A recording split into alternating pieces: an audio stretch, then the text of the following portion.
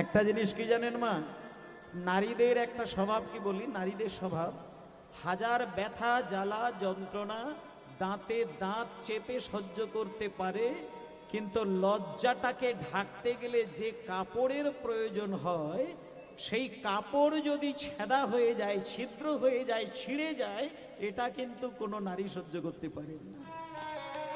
আজকে দুর্গা দেবী যখন ওই শাড়ি পরে জলের কলসি নিয়ে পাড়ার জল আনতে যাবে পাড়ায়, যখন শরীরের এই দিকটা ঢাকতে যায় তখন এই দিকটা খুলে যায়, যখন এদিক ঢাকতে যায় তখন ওই দিক সরে যায়, লজ্জা ঢাকতে পারছে না। দুর্গা দেবী রেগে উঠলেন, কেঁদে উঠলেন, ছিঁড়া শাড়িটাকে কোন রকমে অঙ্গে জড়িয়ে ধরে স্বামী খেতে বসেছেন, পিছন দিকে গিয়ে স্বামীকে বলে উঠলেন, স্বামী স্বামী, আমি বহুদিন থেকে একটা কথা বলবো বলবো বলছি কিন্তু বলতে পারছি না, কিন্তু স্বামী আজকে আমি না বলে পারছি না। আমি শুনেছি যাদের সংসারে অভাব আসে তারা নাকি জগন্নাথের কাছে গিয়ে মাথা ঠুকে জগন্নাথকে জানালে তার অভাব থাকে না। তা স্বামী, আপনি তো রাত দিন কৃষ্ণ নাম করেন, আপনি তো রাত দিন কৃষ্ণ বলে কাঁদেন, একটুখানি কষ্ট করে ওই জগন্নাথের মন্দিরে যান না, একটু জগন্নাথকে মাথা ঠুকে ঠুকে বলুন না, তাহলে তো আমাকে এত জ্বালা যন্ত্রণা সহ্য করতে হয় না।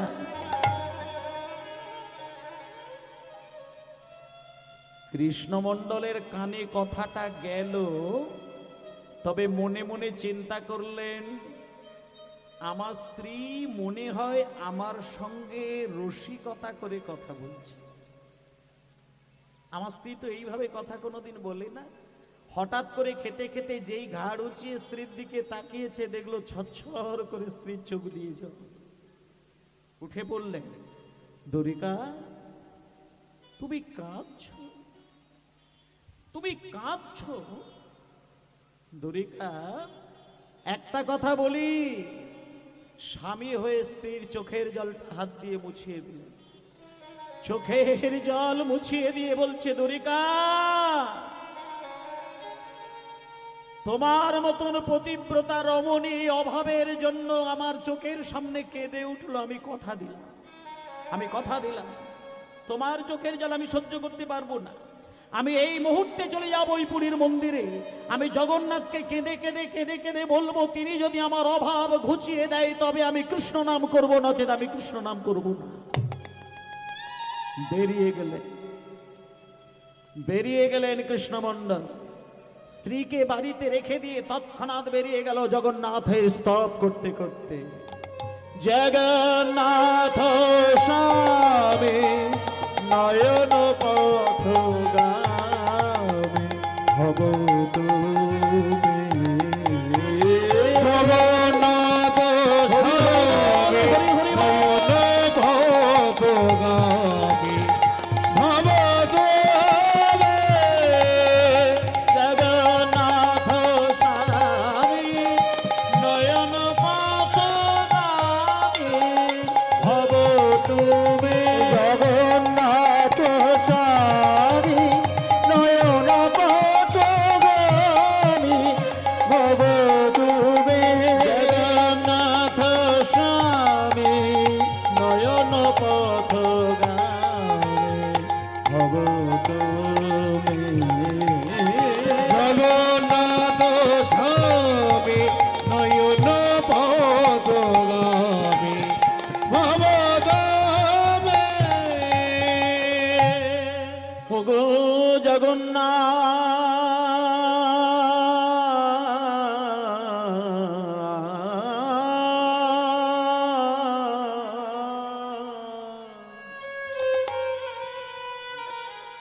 সবাই তোমাকে জগন্নাথ বলে, আর আমি তো জগতের বাইরে নই, তাই তুমি আমার নাথ বটে। আমি তোমায় ভালোবাসি বা না বাসি, সেবা করি বা না করি, আমায় কৃপা তোমায় করতে হবে। বাবা কথাগুলো একটু মন দিয়ে শুনবেন, কারণ আপনাদেরই মেদিনীপুর জেলার ভক্তের ঘটনা তো। আপনারা দেখুন কত ভাগ্যবান আপনারা হয়ে বসে আছেন, এত বড় একটা ভক্ত আপনাদেরই জেলার মাটিতে জন্ম নিয়েছেন। আমরা নিজের ঘরের ছেলে হয়ে পেয়েছি, কিন্তু দেশ বিদেশে ঘুরে বেড়াই ভক্তের কৃপা লাভের জন্য। দেখুন আজকে যখন কৃষ্ণমণ্ডল, আমি নাম বলে দিচ্ছি, কৃষ্ণমণ্ডল আর স্ত্রী হলো দুর্গা দেবী। কৃষ্ণমণ্ডল জগন্নাথের মন্দিরে গিয়ে, কেন গিয়েছেন মায়েরা? জগন্নাথ মন্দিরে গিয়েছে স্ত্রীর কান্নাটাকে সহ্য করতে পারে না বলে। মানে জগন্নাথ দেবের কাছে শুধু টাকা পয়সা চাইবে, যাতে করে গাড়ি বাড়ি সোনা দানা অন্তত আমার হয়, অন্তত স্ত্রী যেন অভাবের জ্বালায় কাঁদবে না পারে।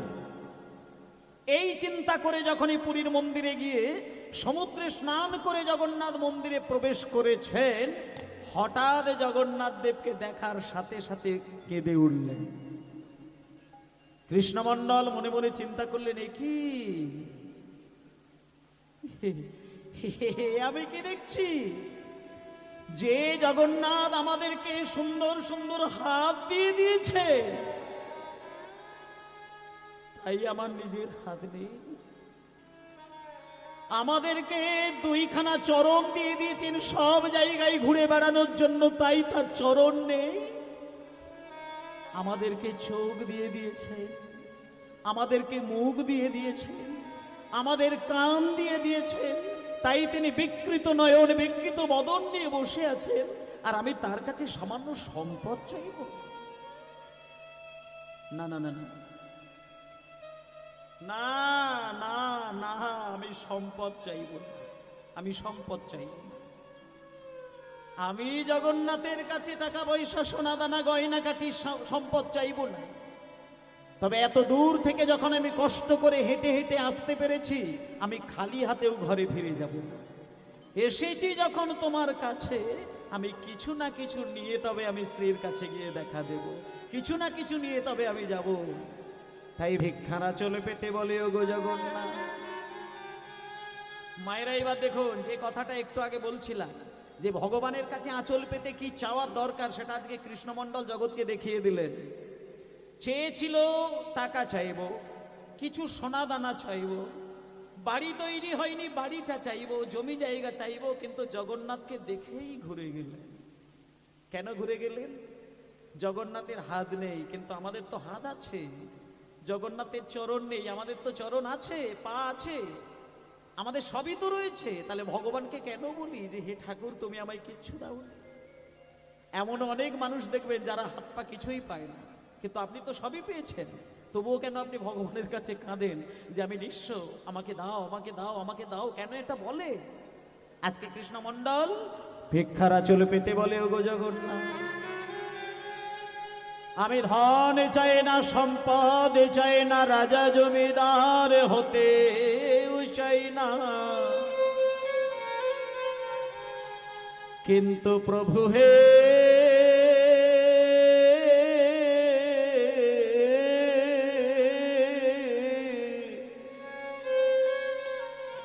এই দাসকে যদি কিছু দিতে হয়, ও গো জগতের না, তাহলে তুমি শুধু, তাহলে হে জগন্নাথ তুমি শুধু আমায় একটা কৃষ্ণ। আহা মায়েরা, এই দেখুন, এই দেখুন, আঁচলটা সুন্দর করে পেতেছে, পেতেই জগন্নাথের নয়নে নয়ন দিয়ে আমায় একটা কৃষ্ণ ভক্ত শুধু সন্তান দিও। নিতাই গৌর প্রেমানন্দে হরি বল, হরি বল। ভক্ত তুমি সন্তান দিও, এ জগন্নাথ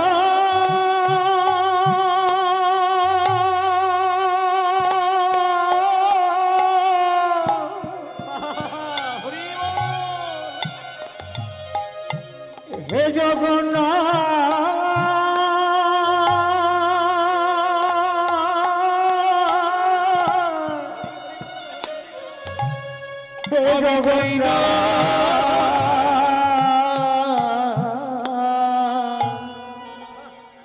আমায় একটা কৃষ্ণ ভক্ত মায়েরা মায়েরা আস্তে আস্তে আস্তে। বাবা একটা জিনিস বলি, আবেগটাকে আবেগটাকে নিজেদেরকে আনার চেষ্টা করবেন। কারণ একটা খুব মূল্যবান কথা বলি, হরিবাসরে বসে কোনো ভক্ত যদি আপনার অজান্তেই, মানে নিজের অনিচ্ছাকৃতভাবে নিজের অজান্তেই যদি চোখ থেকে নাম শুনতে শুনতে এক ফোঁটা জল গড়িয়ে যায়, আপনি পরিষ্কার বুঝে যান আপনার ওই চোখের জল সরাসরি নিতাই গৌরের চরণ ধৌত হয়ে যায়। নিতাই গৌর প্রেমানন্দে হরিবোল হরিবোল হরিবোল। অদ্ভুত ভাবে এই দৃশ্যটা লক্ষ্য করুন। জগন্নাথের চরণে গিয়ে কি চাইলেন আমি পরিষ্কার করে বুঝিয়ে দিলাম। মানে টাকা পয়সা সোনাদানা গয়নাগাটি গাড়ি বাড়ি কিচ্ছু চাই না, আঁচলটাকে সুন্দর করে ছড়িয়ে দিয়েছে। ছড়িয়ে দিয়ে কেঁদে কেঁদে বলছে, হে জগন্নাথ, আমি সম্পদ চাই না, রাজা জমিদার হতে চাই না, আমার স্ত্রীর গর্ভে যেন একটা কৃষ্ণ ভক্ত সন্তান দিয়ে দাও। আমায় কৃষ্ণ ভক্ত সন্তান দিও, আমার ধন চাই না,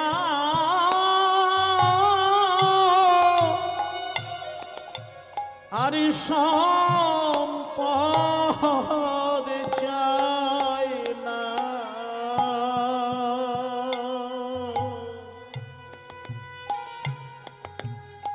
আমি ধন চাই না,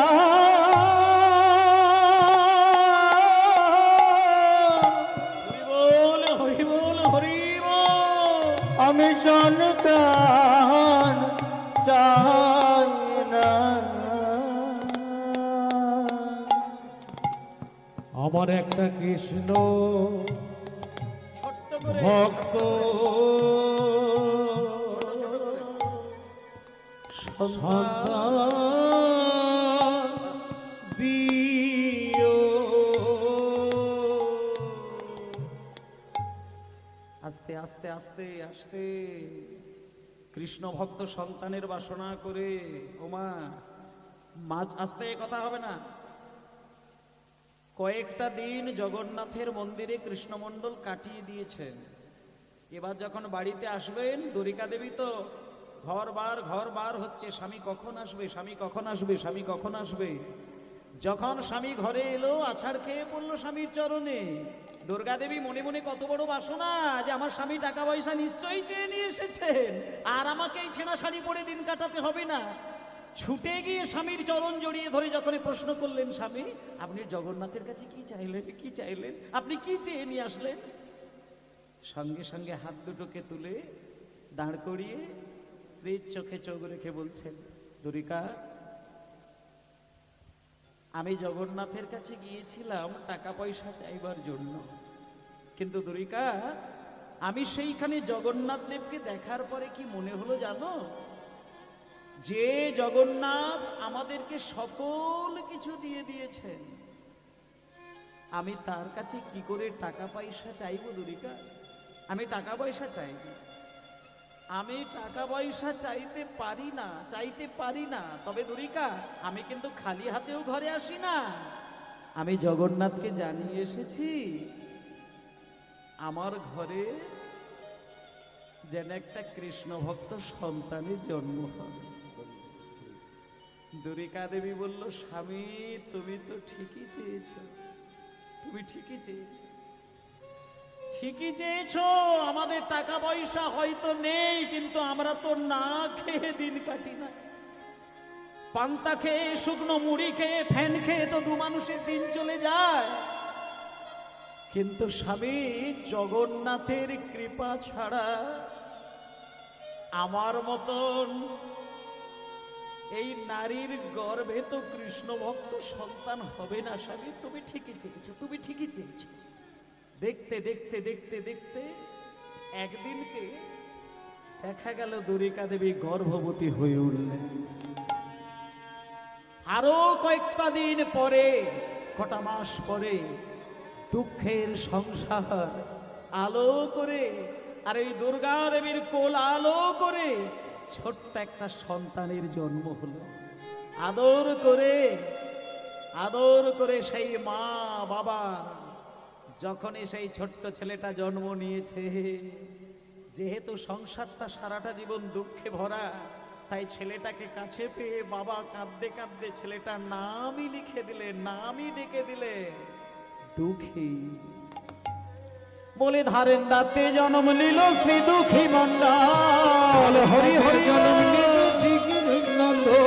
ধারেন দাতে জন্ম নিল শ্রী দুঃখী নন্দন, ধারেন দাতে জন্ম নিল শ্রী দুঃখী মন্ডল, জন্ম নিল শ্রী দুঃখী নন্দন, ধারেন দাতে জন্ম নিল শ্রী দুঃখী নন্দন। আর মাতার নাম দুর্গা পিতা কৃষ্ণ মন্ডল, নামে দুর্গা পিতা কৃষ্ণ মন্ডল, মাতার নামে দুর্গা পিতা কৃষ্ণ মন্ডল।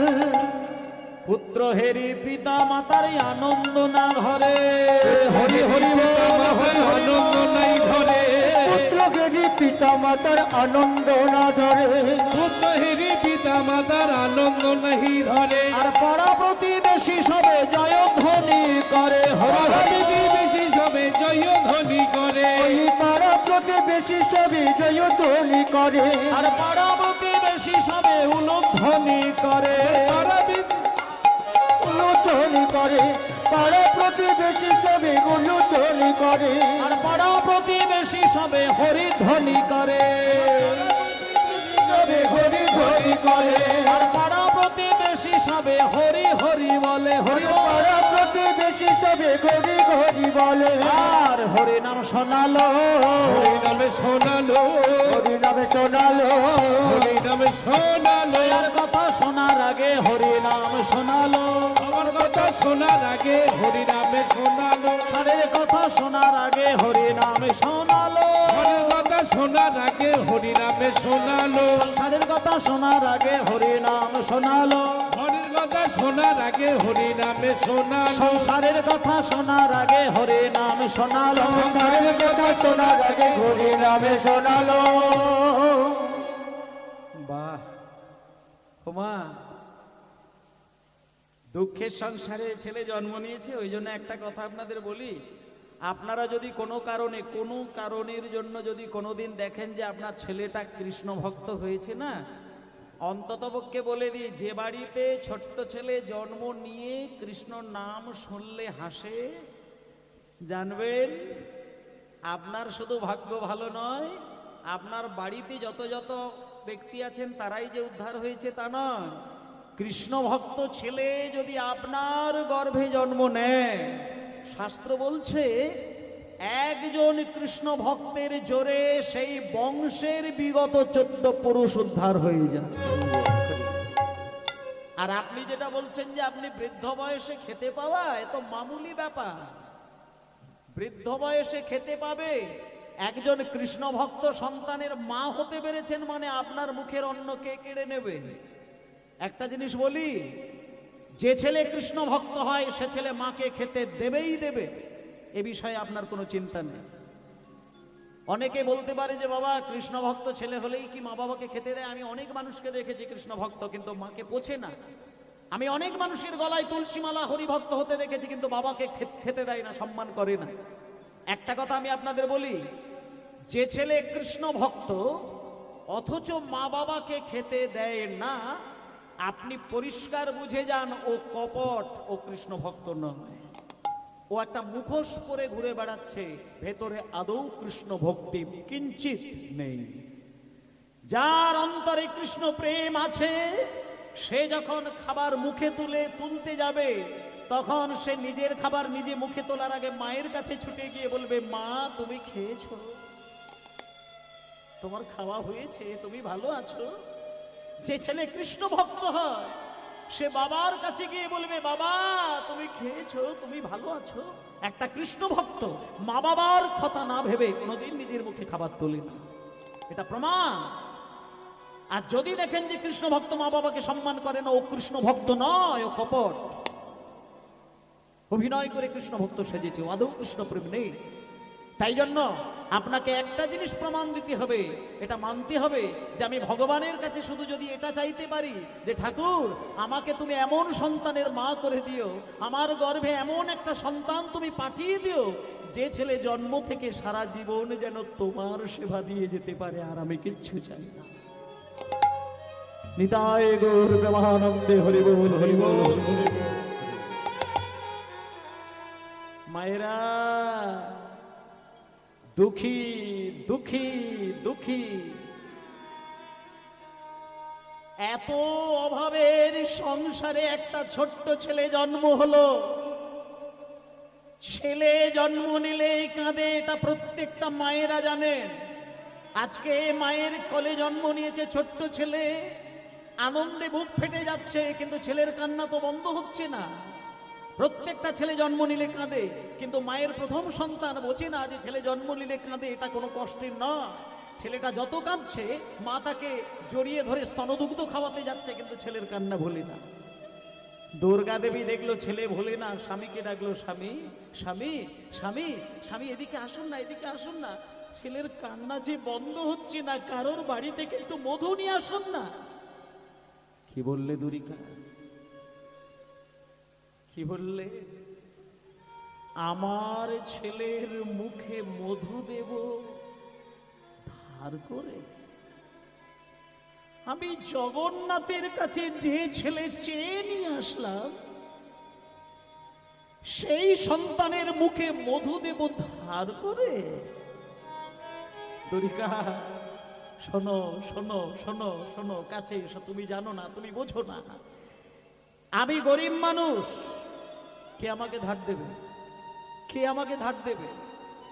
আমি গরিব মানুষ হয়ে যদি কারোর বাড়িতে গিয়ে বলি যে আমার ছেলে হয়েছে, মুখে মধু দেবো, এক ফোঁটা মধু ধার দাও, ছেলের কথা ভেবে হয়তো আমাকে ধার দেবে। কিন্তু দরিকা শুনে রাখো, কারোর বাড়ি থেকে ধার করে 2 ফোঁটা মধু নিয়ে এসে আমার ছেলের মুখে দিয়ে যদি ছেলের হাসি ফোটায়, সেই ধার যদি আমি এই জীবনে শোধ করতে না পেরে মরে যাই, তুমি কি জানো দরিকা, পরের জন্মে তার বাড়িতে তার কুকুর হয়ে জন্ম নিতে হবে। দরিকা ধার আমি করব না। যে ছেলে জগন্নাথের কৃপায় পাওয়া যায় তার মুখে মধু দেব ধার করে? ধার করব না। তবে দরিকা এমন মধু আমার সন্তানকে দেব যা কোটি কোটি টাকা থাকলে কিনতে পাওয়া যাবে না, যা কোনো দোকানে পাওয়া যাবে না, কিন্তু দোকানে পাওয়া যাবে। হেন মধু আমি দেব, হেন মধু আমি সন্তানকে দেব। সঙ্গে সঙ্গে স্ত্রীর কোল থেকে ছেলেটা তুলে নিয়ে কি মধু দিলেন মায়েরা। আপনাদের বাড়িতে যখন সন্তান জন্ম নেবে, কৃষ্ণ মণ্ডলকে দেখে শিখে নিন। ছেলের মুখে মধু দিল, কি মধু? সঙ্গে সঙ্গে মায়ের কোল থেকে ছেলেটাকে তুলে নিয়ে এত বলি শোনাইল,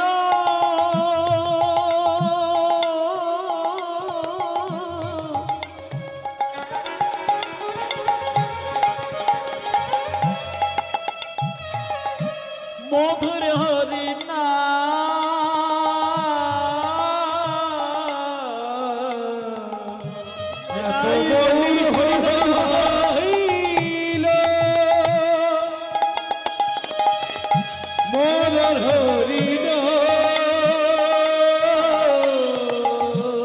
হরি নাম শুনি শিশু হাসে আবিরা,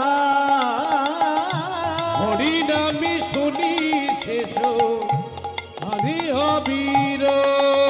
আর হরি নাম শুনি শিশু হাসে আবিরা, হরি নাম শুনে শিশু হাসে আবিরা। দরিকা দরিকা দরিকা, কাছে এসো, কাছে এসো, কাছে এসো। দেখো দেখো দেখো, ছেলেটাকে বুকে জড়িয়ে ধরে যখনই আমি প্রাণ ভরে তার ছোট্ট ছোট্ট দুটো কানে মিষ্টি মিষ্টি করে, এই কানে একবার আর ওই কানে একবার, 2 কানে যখন আমি কৃষ্ণ নাম শুনিয়ে দিয়েছি, অমনি তার কাদা বদনে হাসি এলো, কাদা বদনে হাসি এলো, কাদা বদনে হাসি গেল। মধুমাখা হরি নাম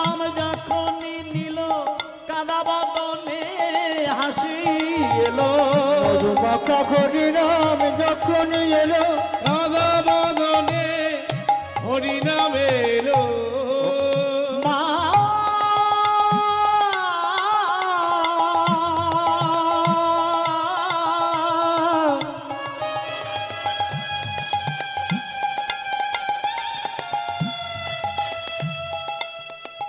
মা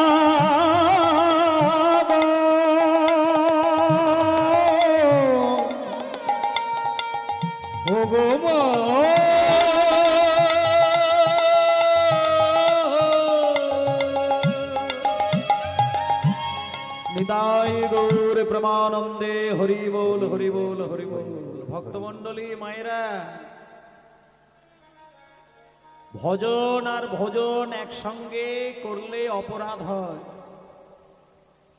ওদিকে ভোজন হচ্ছে আর এখানে ভজন হচ্ছে। ভজনের মধ্যপথ থেকে কেউ যদি ভজনকে ভেঙে দিয়ে আসন ত্যাগ করে, একাধারে নাম অপরাধের মধ্যে কিন্তু পড়তে হয়। এগুলো শাস্ত্রের বিধান। আপনারা অবশ্যই প্রসাদ গ্রহণ করবেন, তবে ওই হুজুকে পাবলিকের মতো একসঙ্গে তড়াক করে উঠে গেলে কিন্তু সেটা আসলে সেবার কাজ বিনষ্ট হয়। সেজন্য আপনারা অবশ্যই খাওয়া দাওয়া করবেন, প্রসাদ পাবেন, সবই করবেন, কিন্তু সেটার মধ্যেও একটা নিয়ম থাকবে। দম করে সবাই উঠে যদি ওইখানে চলে যান, তাহলে সেখানে ভজনে ব্যাঘাত ঘটে। এটা শুধু বলে দেওয়া আছে, এছাড়া কিছু না। এবং ক্ষতিটা সেটা আপনাদেরই হবে, এটা আমার কিছু হবে না। সেজন্য ওদিকে ভোজন, এখানে ভজন হয় শেষ করে ভোজন, আর নচেত একটা নিয়মের মধ্যে দু একজন করে যাবেন, আসবেন, বসবেন। একসঙ্গে উঠে গেলে সেবা ভঙ্গ হয়, এই বিধান, এছাড়া অন্য কিছু না। যাবেন একে একে যাবেন, একসঙ্গে যাবেন না। কোনো আলোচনা করে একসঙ্গে উঠে যাবেন না 50 জন 100 জন, তাতে করে গানটা ভঙ্গ হবে, এটাই বলা। নিতাই গৌর প্রেমানন্দে হরি বল হরি বল হরি বল। যারা ভজনের প্রেম অমৃত আস্বাদন করেছে না, তাদের ভজনের দরকার হয় না, এটা বলে দিই। ভজন প্রেমের অমৃত যে একবার পেয়েছে, সে 1 বছরও যদি না খেয়ে থাকে তাতে তার ক্ষুধা আসবে না। কিন্তু আমরা তার কণা মাত্রও হতে পারিনি। সেই জন্য একটানা 3 ঘন্টা বসে থাকতে গেলে কোমরে ব্যথা লাগে। একটানা 1 ঘন্টা জপের মালায় নাম করলে মাথায় পাপ চিন্তা এসে বাসা বাঁধে। তার কারণ আমরা ভজনের অধিকারী হতে পারি না। কিন্তু যারা কষ্ট করে ঘন্টার পর ঘন্টা, দিনের পর দিন বসে বসে নাম অমৃত আস্বাদন করতে পারে, আমি বলে দিই, এই জন্মে নয়, তার গত কয়েকটা জন্ম ভগবানের প্রেম অমৃত আস্বাদন ছিল, তাই এই জন্মে নাম আস্বাদন হচ্ছে। নিতাই গৌর হরি বল হরি বল হরি বল হরি বল।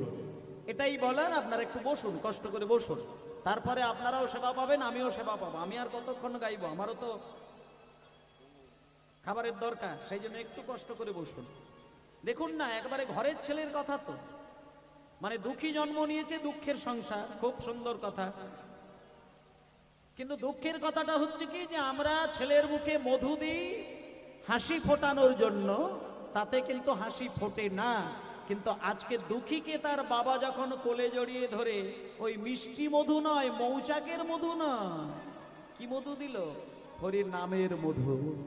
আর যেই হরিনামের মধু, আচ্ছা, একটা সদ্যজাত ছেলেকে হরিনাম শোনালে কটা বাড়ির ছেলে হাসে, প্রমাণ করে দেখবেন তো। কিন্তু আমি আপনাদেরকে একটা জিনিস বলবো, অনুরোধ করব, আপনার বাড়ির ছেলেটা জন্ম নিয়ে অবশ্যই কাঁদবে, কাঁদবে তো বটে, আমিও কেঁদেছিলাম, আপনারাও কেঁদেছিলেন। যে ছেলে মায়ের গর্ভ থেকে জন্ম নিয়ে কেঁদে ওঠে, জানবেন সেই ছেলে সুস্থ ছেলে। আর যে ছেলে কাঁদে না, নীরব হয়ে শুয়ে থাকে, পড়ে থাকে, তাহলে জানবেন সেই ছেলে অসুস্থ ছেলে। আর একটা কথা, আপনারা বলুন, কান্না দেখলে কান্না পায়, হাসি দেখলে হাসি পায়। এখানে যদি একটা মানুষ হাউ হাউ, মানুষের স্বভাবটা কেমন, কারোর চোখের জল দেখলেই চোখে জল এসে যায়। আমরা তো মানুষ, অন্যের ব্যথাটা সহ্য করতে পারি না, তাই কেউ কেঁদে উঠেছে দেখলে কেঁদে উঠি। কিন্তু দেখুন, কান্না দেখলে কান্না পায়, কিন্তু শিশু জন্ম নিয়ে যখন কাঁদে, সেই কান্না দেখলে কিন্তু মানুষ কাঁদে না, তখন হাসে।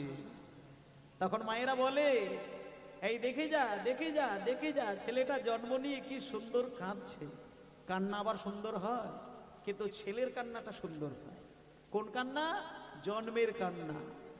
আর সেই ছেলে জন্ম নিয়ে যদি না কাঁদে, তখনও পাড়ার লোকে নীরবে দাঁড়িয়ে কাঁদবে। ঠিক বিষয়টা উল্টো হচ্ছে নাকি মা? কান্না দেখলে কান্না পায়, কিন্তু ছেলের জন্মের কান্না দেখলে কেউ কাঁদে না, তখন হাসে। বরং ছেলেটা না কাঁদলে তখন পাড়ার লোকে কাঁদবে, মা বাবা কাঁদবে। তা আজকে যখন ছেলেটা জন্ম নিয়ে কাঁদছে, বাবা তখন ছেলের কান্না ভোলানোর জন্য দুটো কানে নাম শুনিয়ে দিয়েছে। আর যখনই হরে কৃষ্ণ নাম শুনিয়ে দিল, অমনি তার কাঁদা বদনে হাসি এলো, হরি হরি হাসি এলো, কাদা বদনে হাসি এলো।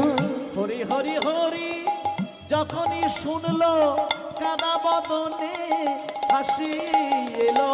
হরি হরি হরি শুনিল, কাদা বদনি হাসি এলো। আহ!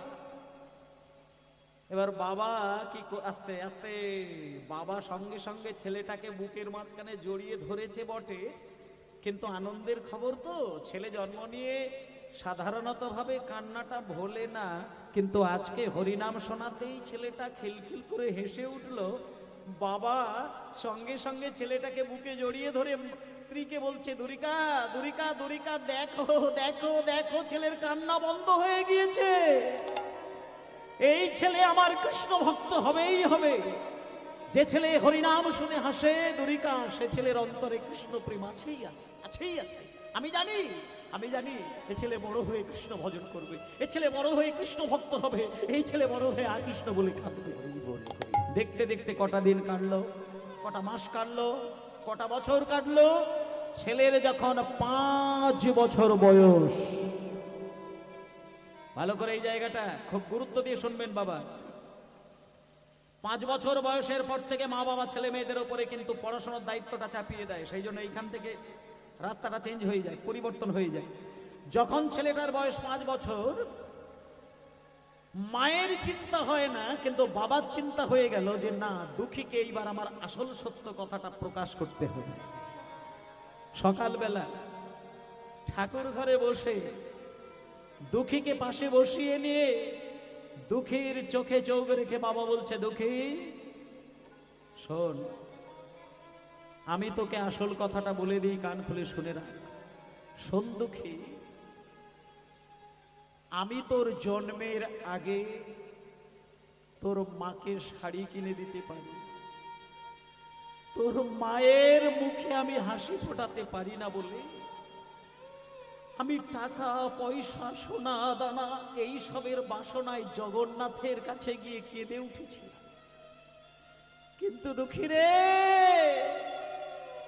আমি জগন্নাথের কাছে টাকা পয়সা চাই, আমি জগন্নাথের কাছে টাকা পয়সা চাইনি, চেয়ে নিয়ে এসেছি তোকে তোকে তোকে। শোন খোকা শোন, তুই যদি বড় হয়ে কৃষ্ণ ভজন করতে পারিস, তুই যদি বড় হয়ে হা কৃষ্ণ বলে কাঁদতে পারিস, তুই যদি বড় হয়ে কৃষ্ণের দাস হতে পারিস, তাহলে তুই জানবি আমি তোর বাবা, তুই আমার যোগ্য সন্তান। আর যদি এটা না পারিস, তুই যদি ভজন করতে না পারিস, তুই যদি কৃষ্ণ বলে কাঁদতে না পারিস, আমি তোর বাবা বলে লোকের সামনে পরিচয় দিবি না। বলো না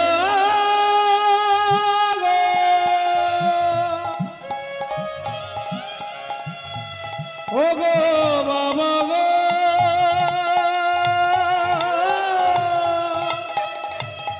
তুমি মনে করি বলো না।